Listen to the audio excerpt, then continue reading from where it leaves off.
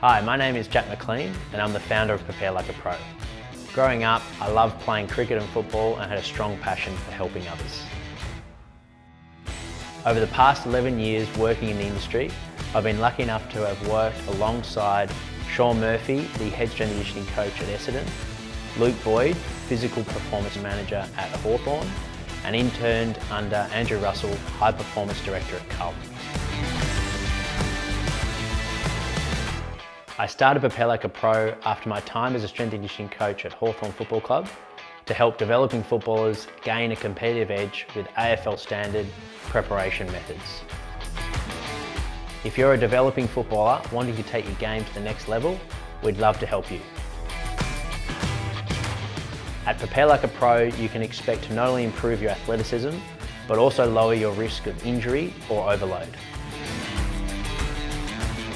There are training programs suitable for every level of involvement.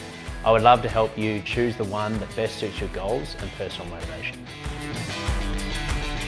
Head to our Inquire Now page and I'll get back to you soon.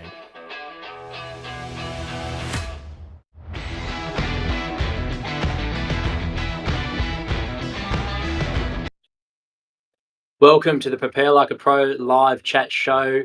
Tonight we have Michael Rischitelli, the former AFL player who played 111 games for the Brisbane Lions and 132 games for the Gold Coast Stunts. Growing up, he played for Western Jets before his AFL career.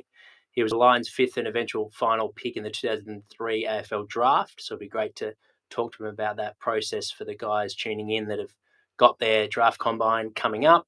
And he was the 61 draft pick overall. He is also a level 2 AFL coach and is co-founder of his business Playrpath. Before we start this episode, our mission here at Prepare Like a Pro is to empower aspiring athletes and staff with practical knowledge from some of the industry's most inspiring individuals and to strengthen the AFL community. If you like the show, guys, please show your support by following us on Instagram and subscribe to the podcast. We're on iTunes, Spotify, and YouTube. Welcome, Michael. Thanks for jumping on, mate. No worries at all. Thanks for having me. I'm looking forward to this chat. We'll dive straight in, mate, into the beginning of your career, your junior days. Yep. Where'd you play your junior footy, and at what age did you start playing? Yeah, so I started my junior footy obviously in Melbourne. So born in Melbourne, played for 𝐏𝐫𝐞𝐀 right through juniors, under 10s to 14s, 16s. Slowly made my way through the TAC Cup competition, as mentioned, with the Jets. And probably the age of, I'd probably say around 14, where I started getting some notice with certain clubs, and just probably that time thinking, well, I knew I was good at footy, but there's another level that you have to go to, like, most things that you want to achieve, and that my dream was to play AFL footy. Always knew that I was pretty good, having kicks against your mates in school and all that type of stuff. But I think, once I got to 14, 15 and, started playing in the TAC Cup, you're thinking, well, there's a reason why that I'm playing here, and who knows, it's probably the stepping stone. And if I really knuckle down and give it a good crack, well, then, anything's possible. And I had actually... My dad at the time thought it'd be a good opportunity, to go and see a dietitian, just to try and get that little bit of extra help with, with food and what to look out for, because I wasn't, the biggest 14, 15, 16-year-old. I was pretty skinny, so anything that could help me develop, that was probably also another touch to it that helped me get to where I wanted to get to. Yeah, awesome, mate. We'll touch on a couple of things that you discussed there. You drive at a pretty early age. You wanted to play at the highest level. Part of that, by the sounds, is because you had talent and you were good at it, so you wanted to test yourself. But if we dive a little bit deeper, was it family that also? Was it being in Melbourne? Like, obviously, it's everything in Melbourne. It is. It's well, that's My dad was he was pretty good at footy. He played for Moonee Valley in the Yep. EDFL League. Yep. Whether I got a little bit of his skill and his drive, I don't know, but it was something that I just fell in love with, and it made me happy. There was no other sport really that I liked, that I really enjoyed besides footy. Really, even in Yep. summer when the cricket season was on, I wasn't hitting the cricket balls or whatnot. I was kicking the footy. So I'd come home from school and I had these two big trees at the front, and I'd just go out and kick the ball, pretending to be on the G, and kicking goals. And even on Saturday afternoons, I'd kick the footy with the radio on at the front with my brother, and we just listen to the footy. So it's probably a little bit got to do with Melbourne and just being where it's all at. Yeah, for sure. And a mixture of being natural, a mixture of being happy with it. It was fun. It was competitive. Watching the footy on the weekends. I don't know. It was just and all that. I wanted to be a part of that. You've seen these guys play footy, and just being able to, test yourself and see whether or not, well, there's an opportunity if you really knuckle down, and you need to have a little bit, obviously, some discipline when you're early too. Yep. And so my parents were pretty good in that space, especially Dad with, telling me what to look out for, and not staying out too late with parties and stuff, because you get to that age where you can either go a few different ways. And absolutely. I had my fun, don't worry, but it was more about if I wanted to try and give it the best shot. Well, there was certain things that I wanted to do to make that happen, and you need a little bit of luck, with getting picked up, but a lot of the time it's you make your own luck. And I feel like any chance that I got to put all a lot of the efforts on the weekends, going for runs, or we had like a group running session with my local footy club, and there'd only be a certain amount of boys that would go. And half the time I didn't want to go. Saturday morning, get 14, 15. But I suppose that's what makes you get to where you get to, because of all the time you put in, all the extra stuff that you do, and you actually, you're building credit, I suppose, in the bank. So that was love for it as well. You said the love for it, because it's it's when things get hard and tough, when you've got something that you enjoy. You can sort of keep going a little bit more so than if you don't really enjoy something, purely sport-wise. But, I loved playing footy. I looked forward to the weekends. I don't know. It was just something that I knew I was good at. But the one thing that I didn't know was if I was going to make it or not. So that was always in the back of my mind, as far as just wanting to play well all the time. But the one thing was, well, I'm not sure if I'm even going to make it. And the year that I got drafted, I only played about 8 games, I think, for the Jets at the time. So I didn't really think I was going to anywhere chance to even get looked at. I think I must have had a couple of really good games, but I was going to have a real good crack the next year, only because I had some groin troubles, so I missed a few games a year. But I was actually at a school, I think it was at a school social the night before the draft. So I didn't watch any of this, the TV, didn't watch any of the draft. I was actually still in bed. Yeah. When my name got called out, and so Dad he just come into the room. I can remember like it was yesterday. It was just a really weird time. He said, "You've been drafted. You've been drafted." I was like, I didn't believe him at first. Yeah, it was. I'm 17. Thinking, what are you doing? Don't be talking like that. Don't get my hopes up. But yeah, sure enough, I got out of bed, and my name was on the TV screen with the last pick. So as you can imagine, the phone started going off, and it was. It was a really interesting and weird time. It was really surreal. Didn't really know what to think. Never been in a position like this before. Neither, parents and brother, and so it was really exciting, because it's something that you dream of, and now the opportunity that reality sinks in. Well, so I had about 2 weeks to get prepared and say goodbyes, and made the trip up north. So it was Yeah, it was when I look back on it now, it was an amazing trip. And one from that, I'm really thankful that I had the opportunity to. Yeah. Thanks for sharing, mate. That's such an interesting experience for a 17-year-old to go through, and quite a unique story, because most draft stories people are watching with family and friends, Yes. and Yep. Correct. Yeah. you see it all, and you're Yeah. asleep. On. Did your dad, would he watch the draft sort of every year, or was he just watching thinking there's a half a chance, obviously, and he was Yeah. watching? Yeah. We weren't like religious at watching it. From my memory, I wasn't, waiting for the day. Yep, I love my footy. Don't forget, like I was an Essendon supporter. The whole family was an Essendon supporter.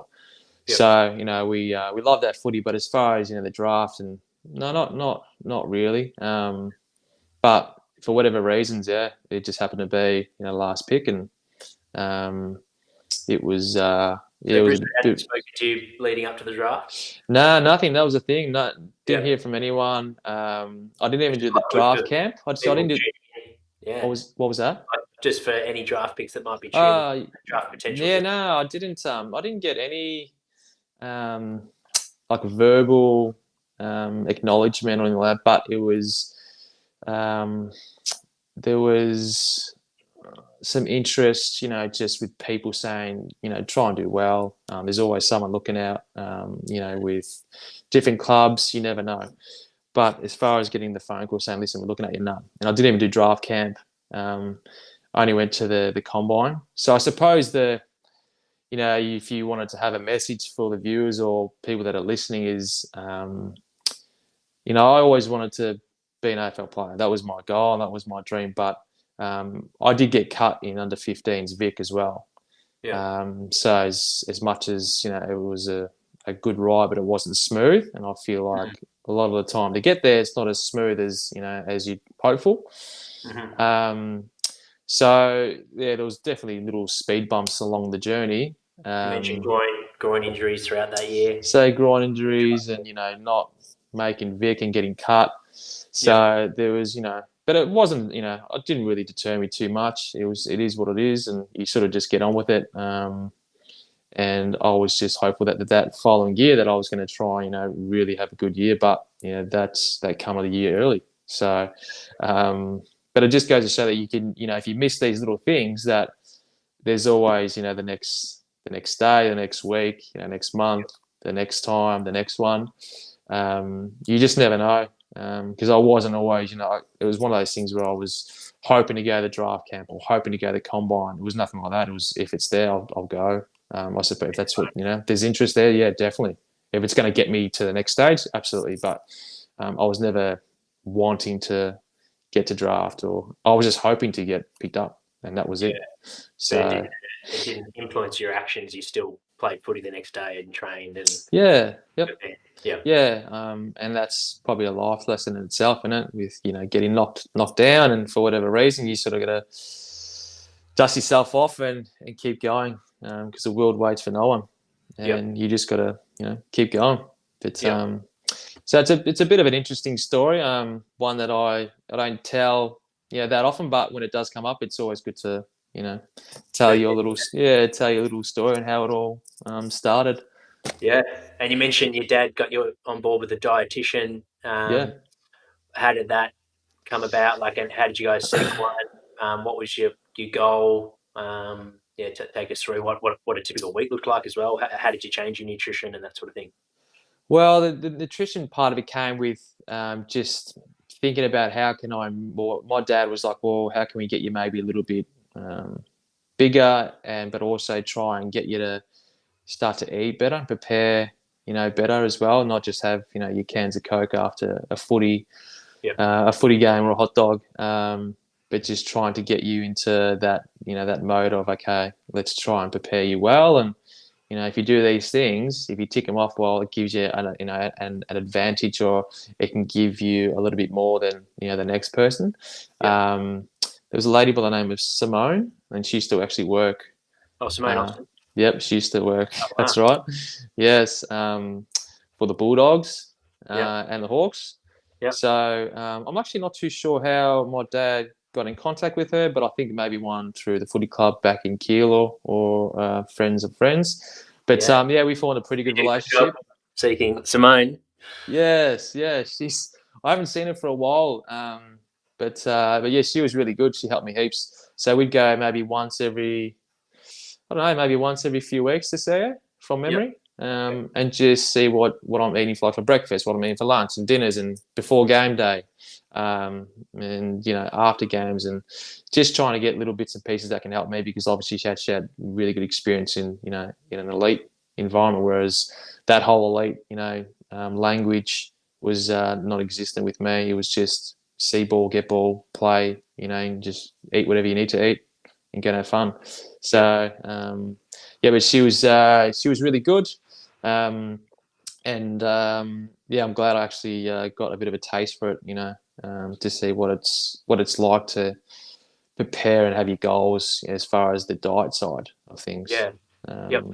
And did she give you recipes? Did she teach you how to cook? Yeah, she gave me some recipes as far as what's with your carb loading and the protein and how you're going to get best with your training load. So that was interesting to know, and because you got to remember that you just when you're 14, 15, you just get to the table and the food's there. Yeah. It's not something that you think about too much.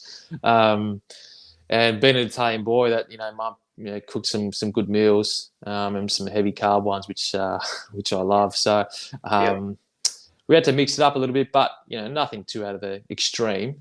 It wasn't ever extreme. It was just about the balance and just getting the best for me, for the individual, not so much what works for someone else. So yeah, she was really handy with that, which was really good. You noticed the benefits in. You mentioned you wanted to put on a bit of lean muscle in your recovery and helping you handle training loads. Did you notice those benefits? Yeah, I think only because you're trying to do more, so you obviously you're training more, and you're pushing more. So there's when you're doing more, you have to replace it. So there was some nice additives with certain types of foods. But the main big one was just trying to get all the Gatorades at such a young age and trying to put those electrolytes back in your system. And that was probably the first thing that I learned with trying to get hydrated, because even basics of just trying to get hydrated. I just used to rock up and play. So just getting getting the basics right was probably the start of the journey. Yeah, a great place to start, especially at that age. And did your mates start to follow once they started to see you getting those results and those things? I think so. I'm going back a while now. I didn't really look out. There was still a few party pies and hot dogs getting around.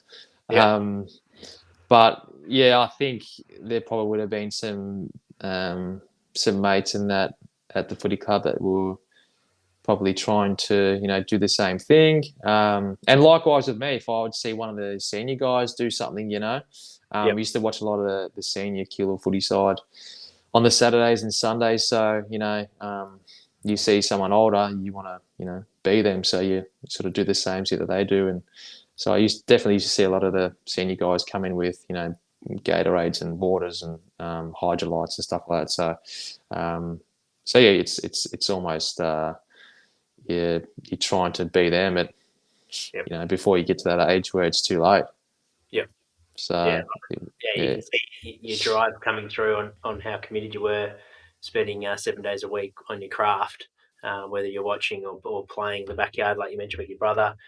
Would you how would you absorb the information when you have a session with Simone and you're watching things? Is it just imagine you'd visualize actioning it, or you've got a journal, or are you talking to your dad about things? Dad would be in the meetings, so he'd be in the meetings with me. Or sessions. But Simone would just print out and even write just real basic stuff on a sheet of paper, just with some additives of meals with photos, and let's go through day to day what you eat. Okay, well, probably don't have these for breakfast, just toast on a training day. Maybe have toast with eggs, or have some Vitabrits. It's going to give you a little bit of extra carbs. So just little finer details like that. wasn't it wasn't a huge change, but it was more just about implementing the right meals on the days that you need to train. So it was not like now where they train in the mornings. Obviously when you're younger, you train in the afternoons because you're going to school. But when you get to the seniors, you usually train, in the mornings. So that was a bit of a step up when getting to the Lions. You used to train. They changed it. So when I got there, they were still training in the afternoons, and having in the heat. And I reckon by sort of third or fourth year, probably a little bit later, they started to bring it in the morning. So do all your big sessions in the mornings, and then you can recover. So the quicker you recover, the quicker you can go again. So they do it again in the heat for conditioning purposes, like a bit of both, yeah. And even at the Sun, so it was some really hot, humid, stinking days, and they were some really hard sessions, as every pre-season is in up north. They're pretty hard, they're pretty tough, but yeah, I suppose it's do the work, and then you can recover, and then you can do the same 2 days later, as opposed to waiting at night. Whereas it would have been actually not too bad doing it at night, but the sun definitely it definitely bites you. And so 17-year-old moving up north, how did you find that transition into full-time footy? I was still learning about myself. When you're 17, you don't know what's going on. I didn't know what I was doing, mate. I could barely cook, literally cook toast. But the beauty about that is that I had to grow up really, really quick. So you're 17, you're going into this going up north, going to a city, didn't have a license. So I had to do all that sort of stuff, as silly as it sounds, booking your own driver's test and going out and buying your own clothes and shopping and preparing, I suppose, which is good. Because, if you didn't do that, you'd just have mum or dad to, do all that sort of stuff. So, definitely grew up quicker. Fast, yeah. What was that? It broke up. You had to grow up fast. Yeah, absolutely. Yeah. So you have to grow up quick, grow up fast. But, that was good. You had to, because if you didn't, well, you get left behind. So it was it was a really good stepping stone anyway, because I got to learn, a bit of a different city, and obviously walking into, at the time, the Lions in 2004, or at the end of 2003. 2004, obviously going into another, premiership. So there was some huge names that were walking around, and can remember walking in, and when you walk through the Gabba, you got to enter. You go down the race, you go down the stairs, and everything's underground.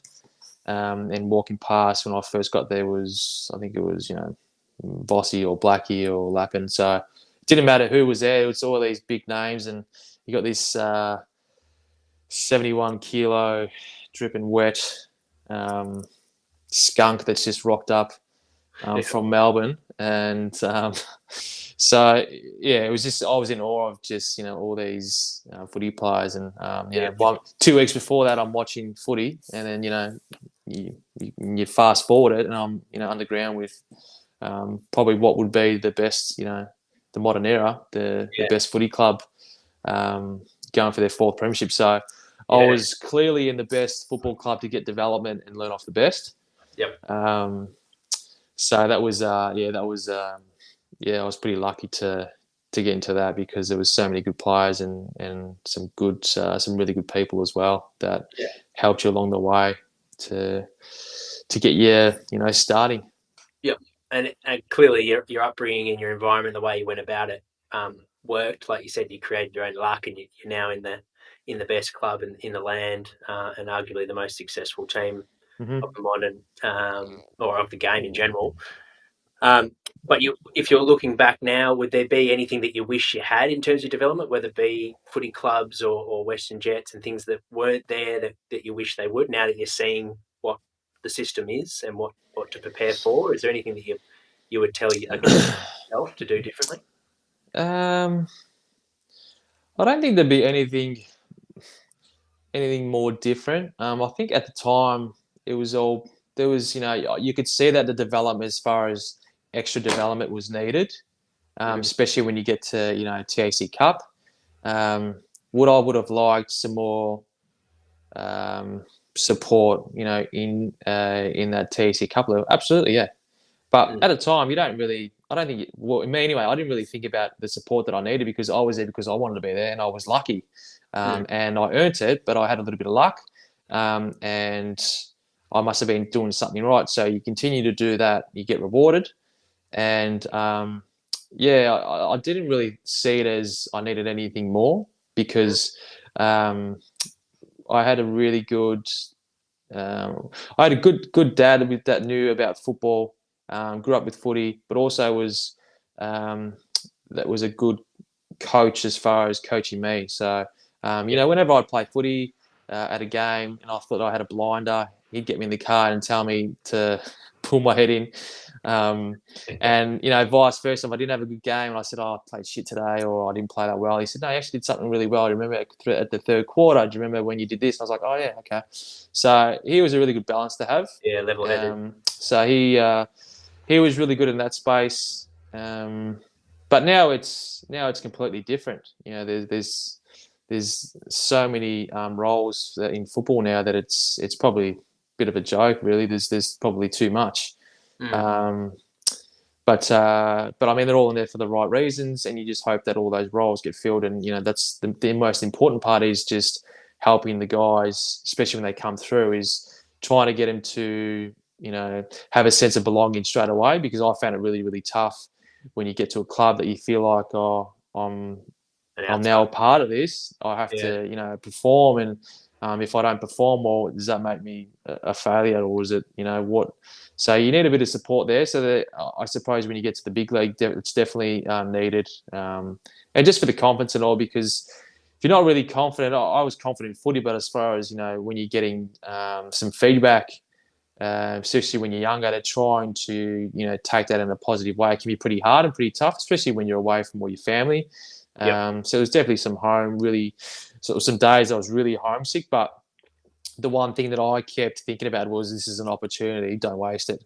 I used to think about all the other guys that probably better than me, but just didn't get picked up, because that's definitely a possibility. So I always used to think, well, all the days that I was down, or if I was missing stuff, parties, or missing events back at home, I always used to think about, well, I'm here because this is my journey, this is what I wanted. So feel free, if you don't want to be a part of it, you know what you need to do. You can go back to Melbourne, or you can take the opportunity and don't waste it. Yeah. So, and you've mentioned your father. Who else was a strong supporter or mentors to help you along your junior days? my dad was probably the biggest one. Yep.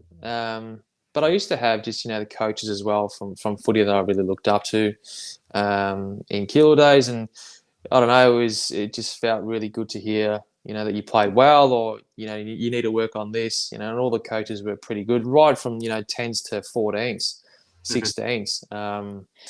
So at the time when you're young, you don't really understand, but as you get older and you have kids, the coaches that are giving their time to better you. So and it's such a I think you've got to be a special type of person to be a part of a footy club and footy coach, as far as local level as well, because there's a lot of time that you got to put into it. So definitely the coaches back in the day, it was, and I used to love hanging around the coaches, and even just running into people from the footy club and just having chats to them about footy, and so it was just, I suppose it was a mixture. But solely Dad was the one that helped me with a lot of things, and even just watching, even watching the footy with him was great. So, and I think he was a pretty good player, and because he's an Italian boy, I think Nonna, his mum wasn't happy with him playing footy. So, I think he might have even had a chance to even train with an AFL club. I don't quote me on it, but I don't think at the time that his mum was happy, because it was a bit too rough. So good old mama's boy. Yeah. You were the one to do it, fly the flag for the family. I was a guinea pig, so I did it proud. And you mentioned, like, when you're getting into that AFL system, how it was quite overwhelming, and there's a fair bit of pressure involved. What life skills did you learn during those challenges that helped you eventually make your way into the team and become a senior player? Yeah, I was never ever fit. I never really super fit in my footy. I was just really good at my skills. I read the ball pretty well, good tackler. But as far as being able to push yourself and the whole meaning of gut running was foreign to me. Didn't so from that point onwards, I've seen guys run, and when they're tired, being able to push, that was an eye opener for me. And I was so far off it. Even the 3K time trials at the time, they used to do 3K time trials.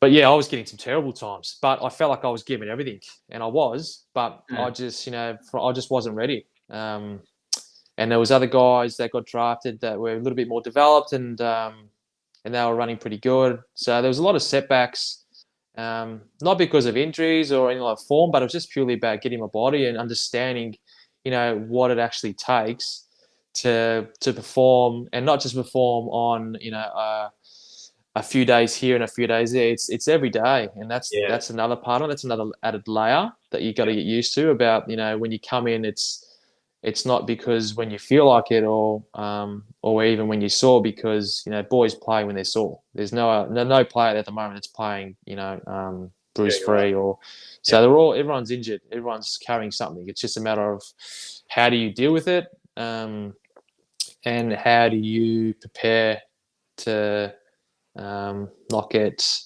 too stressed out about what's going on with you personally, because that's another thing too. If you worry about too much your own self about how you're going, then it's sort of added pressure. Mm-hmm. So you learn a lot about you taking the feedback as well, and how to deliver it, how to give feedback, because as you can tell, if you're 18 and I'm trying to tell Simon Black, mate, you missed the handball back then. Can you get them up?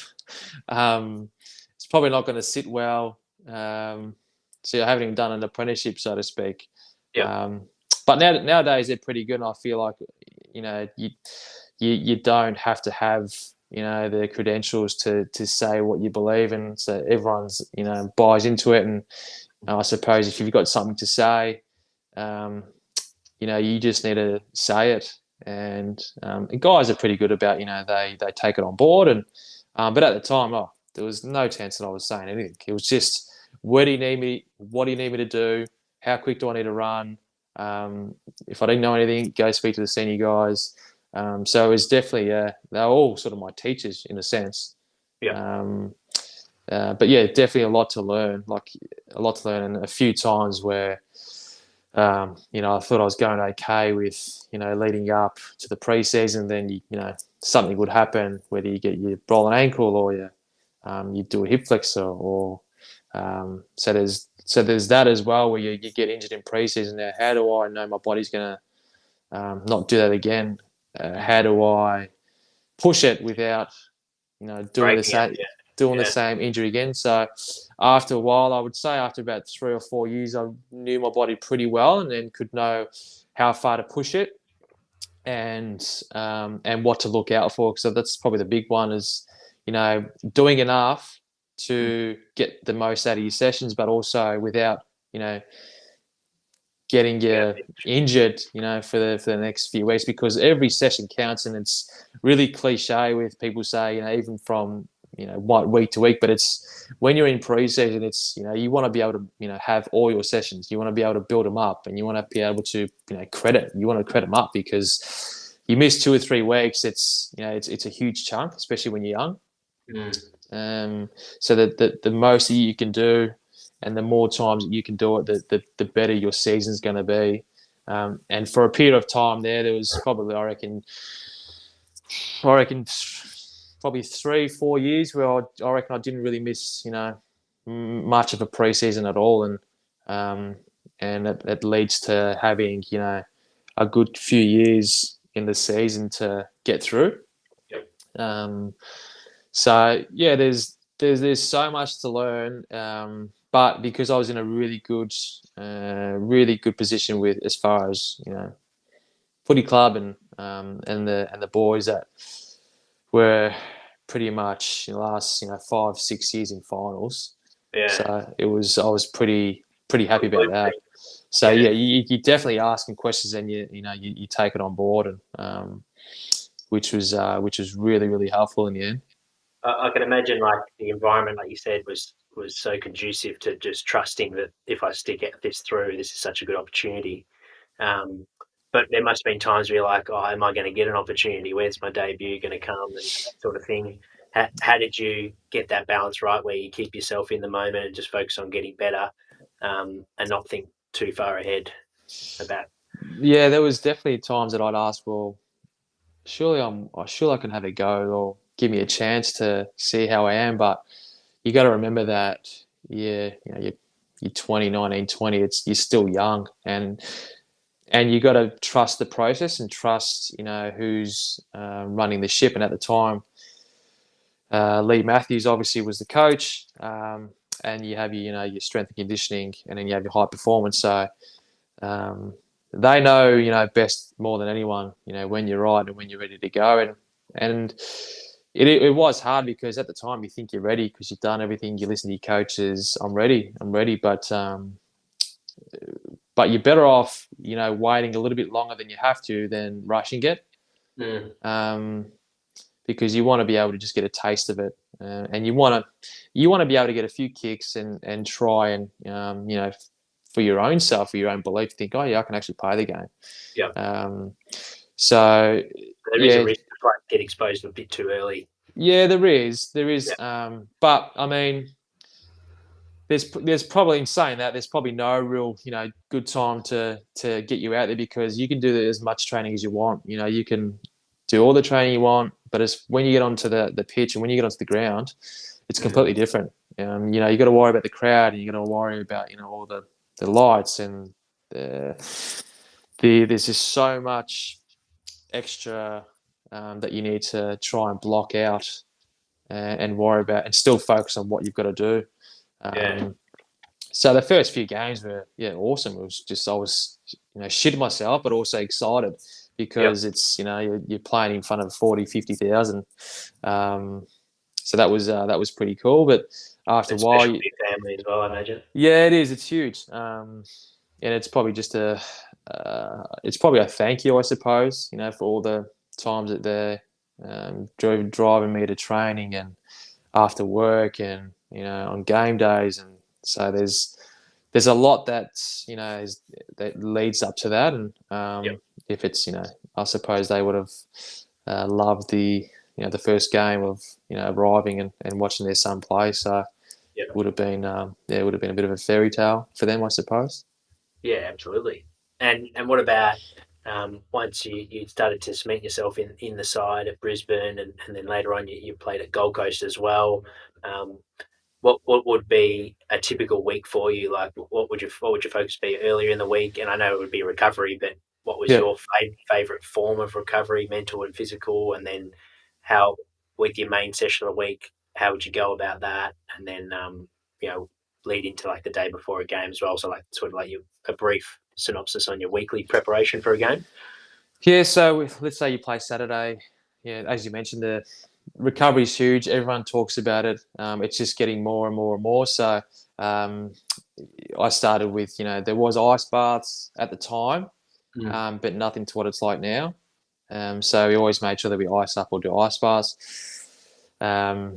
So yeah, I loved doing an ice bath just to try and get that extra advantage. As sore as you were and as cold as it is, and if you played really poor, and if your team lost, it's no easy. But I felt like that was a really good starting point to go, okay, just get it done, because you need to get it done, and that would be a clear mindset. Okay, the game's done.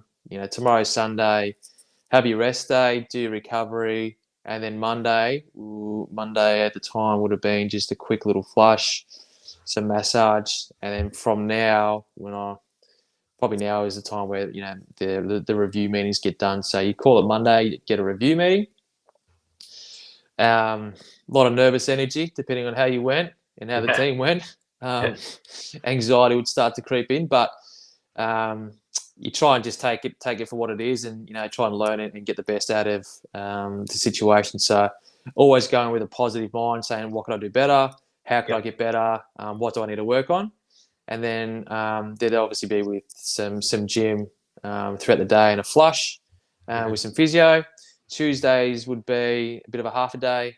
There might be some extra touch that you need to do. Once again, if you need some physio, possibly some meetings.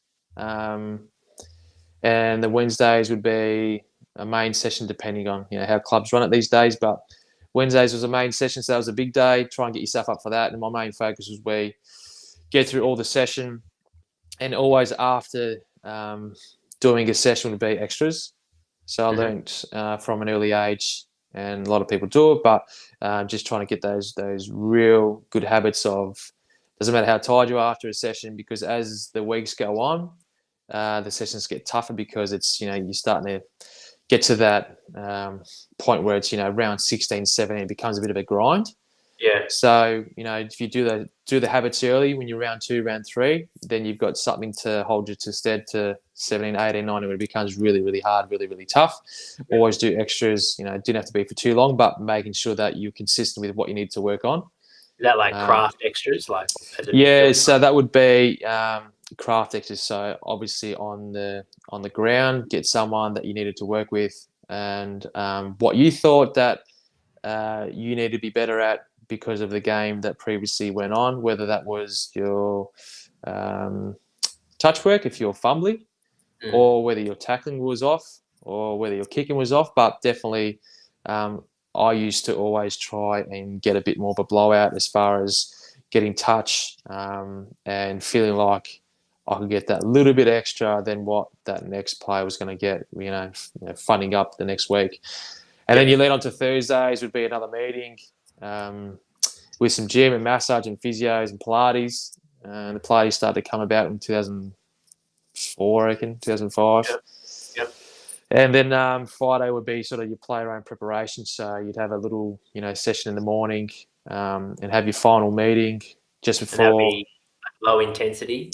Yeah, so that would be pretty low intensity, just to get your body right. Have a few little drills, eye coordination, get a bit of touch, feel good for the next day, and so Friday would be the main meeting, leading into the game on Saturday night, which was always good, because then you sort of knew where exactly you'll be playing. And that was obviously that it's a good sign, because you're playing. And throughout the week, if I step back a couple of days, it's probably around the Tuesday, Wednesday that you probably find out that you're going to be playing, or you get that tap on the shoulder. It could be later, but everyone does it differently. But I used to always, I never thought that I was a given. Like, I never thought ever that I was going to be playing, even if I was playing really, really well. Really? Yeah, and I knew that I was playing pretty well. I always used to think, well, I could have played better, or I was happy with the game, but there was a couple of little fumbles there where I probably shouldn't have fumbled. So okay, I need to work on my fumbles, or work on my hands, and get that part of my craft right, because I feel like if you think you're in a good spot and you get really complacent and you get really comfortable, that's where you can get bit in the arse a bit. Because you stop doing those, and everyone, that's in an elite environment, they always talk about, the really basics, the basics of everything. And as soon as you lose that, it's amazing that you think, why am I playing poor? What happened? Well, if you take a few steps back, were you doing your extra touch, or were you doing like extra recovery, or, were you doing all your gym? Were you cutting corners in gym, or were you doing, instead of doing 3 or 4 sets, were you doing 2 or 3? So there's no coincidence with when you play well, that there's a reason why you're playing well, and when you can't really get to where you need to get to, there's usually a bit of a link. But I always thought that was the case, and I suppose that it leads you in good stead with trying to be better than what you are, because you'll probably never be the best, but if you can have something that holds you account, and like your coaches do and like your teammates do, but I always used to think, well, shit, maybe I wasn't that good that week. So you're always trying to work on your game, continually Well, get better. Yeah, I feel like that's probably a little bit more added pressure. Yep. That you don't need or that you feel, but because there's always pressure. There is always pressure. I know a lot of the footy, when they come to a club, they joke around that, but deep down, don't worry, they're under pressure, and they're feeling the pump, and they're feeling the pressure, and they're feeling the anxiety. But there's they're in a good environment to be under that duress and that stress, because there's a bit of support there that can get them through. And there's guys that have been there in the same position, and they're older, so they can sort of guide them and explain to them, well, you're feeling like this because, or try this sort of helped for me. Yeah. So I used to lean on that, a little bit. And there's obviously now there's psychologists now, and which is great, and it's going in a different direction. It's not just about, if you're feeling out of the ordinary, but it's more about, that sort of elite. How do you get to be elite in those pressure environments? And that's where it's all going now. Yeah. Yeah. And you mentioned your week and your focuses and how you wanted to put in extra to feel like you're getting an edge on your competition who you're going to play against. If something, like, let's say from a recovery point of view, it's Tuesday, Wednesday, and you're still not feeling where you want to feel at that point of the week, would you do things differently, or would you sort of just trust, I'll get a good night's sleep tonight and I'll be where I need to be tomorrow? Or would you do an extra recovery session or an extra treatment? Like, would you sort of have to add stuff to the schedule, or would you normally just sort of trust, this is my week, this is my schedule, I know if I do it, I'll be fine come game day? Yeah, it's a good question. The more I got used to my body, the better I was able to make a judgment on my own body, but also run it by the physios. So if you're feeling a little bit under the weather, or you're feeling not great as far as your body, you're feeling a little bit tight, well, I got to a stage where I knew that I could really push my body with the drills that were, mentioned prior to training. So it's a little bit of both, depending on where you're at. But I always used to try and push it, just to try and not miss sessions. Yeah. And if that meant, pulling up a little bit sore, training, you still had a few days to recover. So, but no question, if I didn't feel like I was comfortable, I just, you build up that relationship with the physios, and to think, well, listen, I'm a little bit tight. They just pull you out of one drill that you might, if you got a tight back, you do a drill, for instance, that involves a lot of bending over and picking up the ball. Well, they'll just can that one and you just go to another drill. So they sort of look up for you, and they sort of, put you in good stead. But I feel like that you should be able to learn that off your own back as well, with your body and what you can do, and try and push. And sometimes not speaking to physios is probably a good thing, because you can test yourself and see what you're like, because, physios aren't going to be there all the time. What if it's, you're away or you're doing training by yourself? You got to be able to learn to cope with your own mechanisms as far as how hard you push your body. Yeah, I like that. That's a good message. You can't rely on it. You've got them for support and to get some feedback and bounce ideas off people, but ultimately it's your body and only you know how you're feeling. So it's a good message for young kids to recognise that at the end of the day, it's your call, isn't it?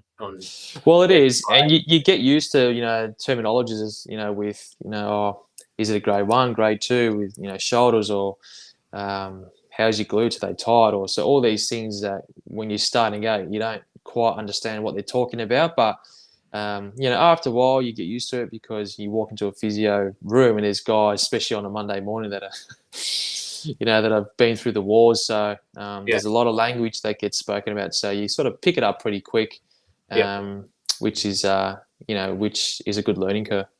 Yeah, absolutely. We'll have a quick little drink break, guys. This is a little information about our academy. And then one of our academy members, Troy Jones, is jumping on to ask a couple of questions, Michael, and then we'll wrap up and talk about Playrpath as well. Great. Hi, I'm Jack McLean, an AFL football strength and conditioning coach, and I want to introduce you to the Preparelikeapro Academy. Our academy is a subscription-based platform where you can sign up to be a part of our community. If you get to the end of each episode of the podcast and are hungry for more, this is for you. Designed for aspiring AFL athletes and staff, you'll receive heaps of bonus weekly content, learn who the guests are in advance, and submit questions. Access to our Facebook group with Jack and other Prepare Like a Pro coaches. You'll be able to receive merchandise, program discounts and freebies, and get free access to our live events, exercise technique database, and much more. This is a great way for you to support the podcast, and it helps me with production and release of epic content for you guys each week. Your contribution goes a long way in making the Prepare Like a Pro community possible. For a small monthly fee, you'll have access to all of the special content released on our Academy forums. There's no lock-in and you can cancel absolutely anytime.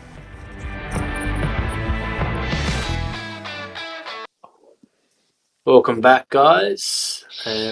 Well, bear with me. I'll just grab Troy to jump on and join us now. Welcome, Troy. I'll give you the main floor, mate. There you go. How you going, mate? There you go, Troy. Awesome, good. How are you? Hey, Michael. Just had How you going, bud? questions. I'm really good. Good, thank you. Yeah. How are you? Good, man. Going well. Yeah, 3 quick ones. Yeah. Just firstly, I find it so awesome at a young age that Dad got you involved with strength coaches, dietitians, and people like that can really help, especially younger people aspiring to play professionally, whether it's AFL or other sports. How beneficial do you think that was for you, essentially starting your career and that next step towards getting drafted? And is it something you'd recommend for a lot of sort of younger athletes? I feel like it definitely helped me. I wasn't, and I suppose the big message would be that it wasn't, forced. That's probably the big message here, that it wasn't forced. Like it was mentioned, would you like, to maybe see a dietitian or that can maybe help? I was absolutely, yep. I feel like it can get a little bit carried away when, parents doing all this, extra coaching and extra, strength stuff and extra this and that for their kids, when you have to remember that, are the kids enjoying it?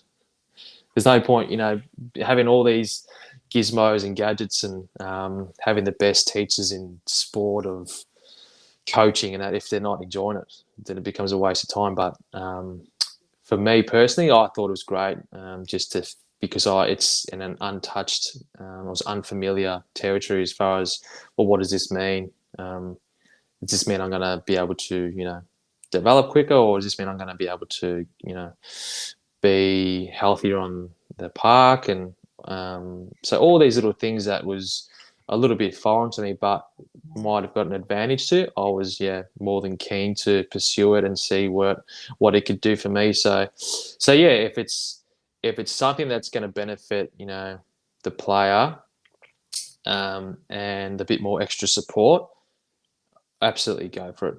But if it's going to be something that's going to be forced upon, it's obviously not going to work. So that's probably the big message there. But it helped me. I feel like it did help me, because it was something I never was used to. I just used to eat what I used to eat, and that was it. But trying to prepare as best that you could, absolutely. Yeah, awesome. It was great. Like anything, I guess, like the more the individual buys into it and is keen to do it, the more you'll get out. Yep, absolutely. Yep. Yeah, and second one, one thing I find really interesting, you always hear about, like, footy clubs are running gym programs and training sessions and how they do recovery. And did you notice any really big differences between the Suns and Lions? Like, did they have more of a focus on strength and conditioning, or one had more of a focus on skills? Did they do recovery stuff quite similar, or were they, pretty different? Yeah, there was a little bit. Obviously, when I got to the Lions at the time, you have to remember that these guys they're not like the athletes they are today.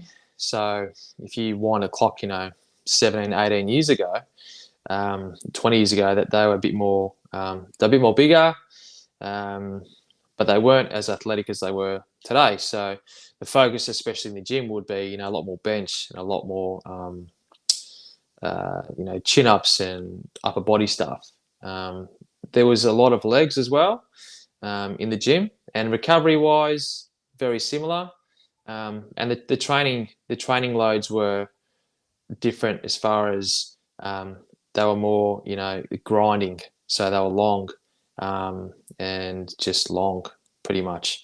So for example, like I remember at the Lions, it used to go for like whether you were ruckman or whether you were forward pocket, you'd all go for a 50-minute run.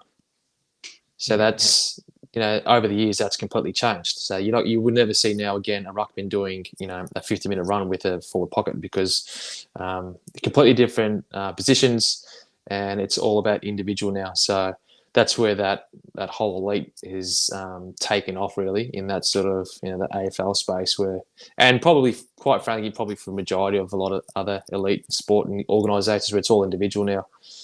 Whether you're in a team or not, but it's how to best get you prepared, for the year, really. But it's quite different. But back in the day, it worked for the Lions, because they were, quite really big guys, and Mal Michael and Brownie and Lynchy and Lepage and Pikey and Brad Scott, Chris Scott, all these guys that were pretty solid.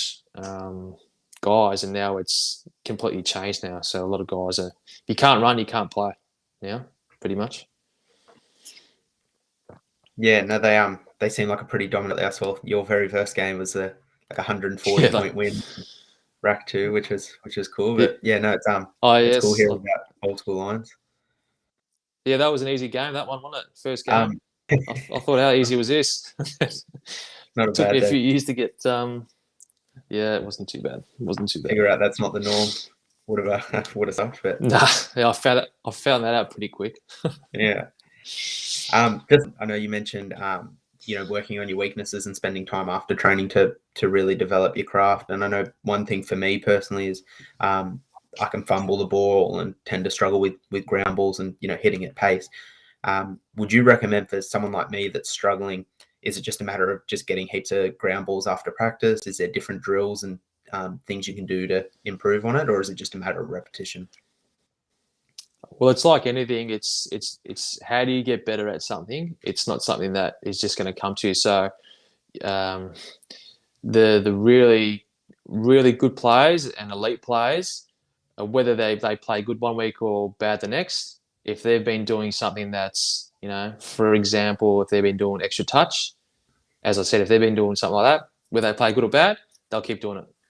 I suppose that the time when it gets, well, it's not working for me. I keep doing it, but it's not working. Like, why isn't it working? Well, it's not working because you're not ready, or it's not happening. But it'll come when all that extra time that you put in, and it might come in, 3 months' time. It might come in a year's time where you've been working on it, and then the ball bounces completely somewhere else. But because of all that extra touch that you did, you're probably going to be the first one then to get that ball, as opposed to other opposition players thought it was going to go the other way. So I suppose, without making it too difficult to answer, it's more about repetition, as you've just touched on, and the more that you do something, the better it's going to be. Did I lose you? I must have lost you. Sorry, internet played up. No, the whole time. But you can hear me? Good. Yes. No, that was perfect. No, that's because it's quite easy. It's quite easy to.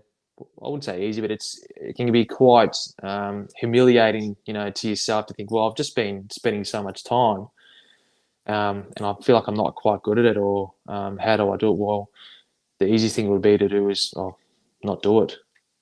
So the more times you do it, it's like that, 10,000 hours of doing something repetitive. And things just take time. It's not something that you can just pick it up and whip it and go. A lot of the really, really good players, elite players, they didn't just wake up one morning and go, I want to, be the best players. It takes years and years, and that's why they're good, because they've worked on their craft for so long, that they make it look easy, like Gary Ablett or Simon Black. For whatever reason, they just make it look easy, but it's not.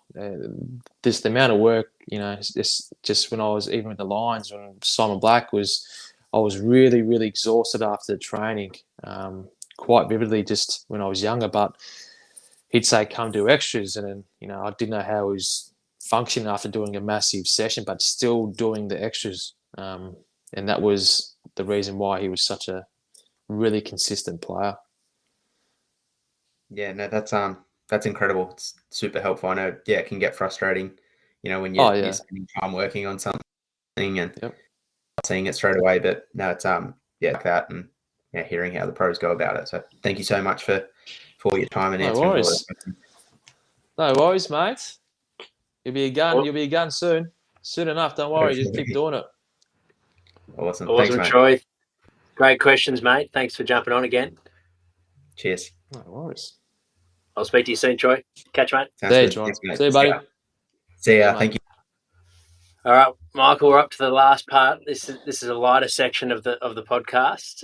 Have a bit of fun with it. It's basically a get to know you segment, and it's not that football related. It's some easier questions. So, which movie or TV series has impacted you the most, and why? Which TV? Yeah. Or series or movie? Yeah, it could be anything. Do you know what I love? And my wife hates this, but I love old school like 80s movies. So like Bloodsport to me was like the ultimate. Bloodsport. Van Damme, put that in. That's one of the absolute classics. Or even Kickboxer. Yeah. I used to think that they were like all those old action movies. They were great time to be alive.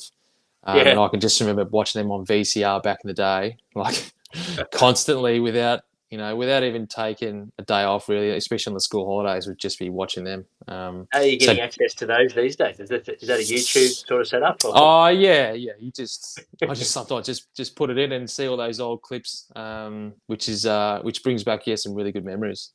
Yeah, love it. Awesome. So this will be some good notes, guys, for those listening in during lockdown period. Your viewers probably don't even know who that is, or even what that movie is. Well, they could still get a kick out of it.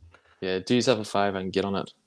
Get on it. The 80s. Yeah. Favorite inspirational quote or life motto? It'd have to be harder you work, the luckier you get. It's pretty simple. Yeah, so that's come through your interview. Yeah. It is. It's one of the great, I reckon. There's not much else but to just say what it is. Yep. Love it. In your work life, what makes you angry? What are your pet peeves? So the one thing that really annoys me is as much as my wife is such a good cook, and I don't know what else to do, but every time she opens the olive oil, because Italian, we love our olive oil, those really, really big cans, she'll take it off. Where is it? She'll take the lid off, then she'll start cooking, then she'll put the lid on the olive oil, but won't twist it. So half the time I go and put it back, and you get a big glob. So I get this big glob of olive oil everywhere, mate.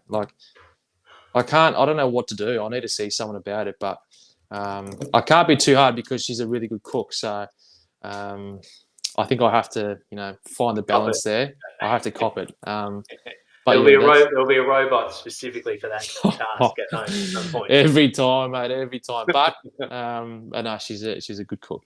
Really good cook. Love your honesty with that one. That was a good one. What's your favourite way to spend your day off? Well, in the day it was good when my kids were younger. I used to just love going out and spending time with them. Now so much. I just like to have a bit of me time, but I do like to either go for a run or go to the gym or even just go to the beach and go for a walk. Yeah. So that's probably because we're pretty lucky here. We've got the beach is 5 minutes away. We're starting to get into a bit of summer weather, which is nice, and it's not that hard to get up. Yeah, outdoors. Favorite holiday destination? So this is a COVID-free world. Favorite holiday destination and why? Mate, the best holiday I would have to say would be I went to Italy in 2009. Yeah, 2009. But favorite holiday destination would have to be Fiji. Right. love Fiji. Took the family a couple of times. Just how peaceful it is.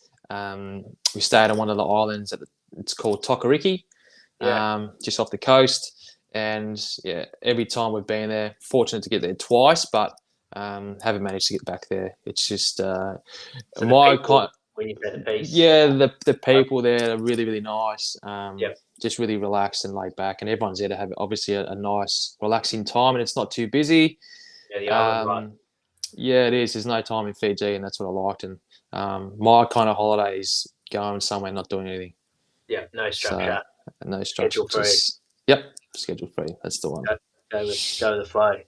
Awesome, mate. Well, we're at the end of the podcast now. What are you excited about for 2021? And tell us a bit about Playrpath as well. Yeah, I touched on it. It's just something exciting to, hopefully it'll help many athletes, with their transitioning, and the more info that we can get and help them with their next phase, it'll hopefully give them a sense of,